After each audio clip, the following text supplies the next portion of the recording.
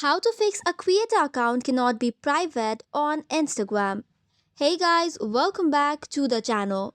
If you're getting an error when you're trying to make your Instagram creator account private, first of all, head over to attempt the privacy change. In order to do so, go to your profile, which is on the bottom right, and then tap on the three horizontal lines, which is on the top right corner.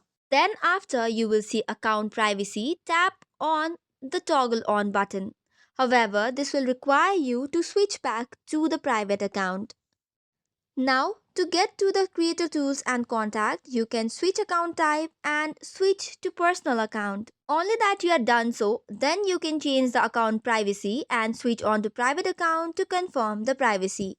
However, if you have a creator account, error might be proceeding until you switch into the private account. So that is all for today's video. For more such contents, do not forget to hit the like and subscribe button.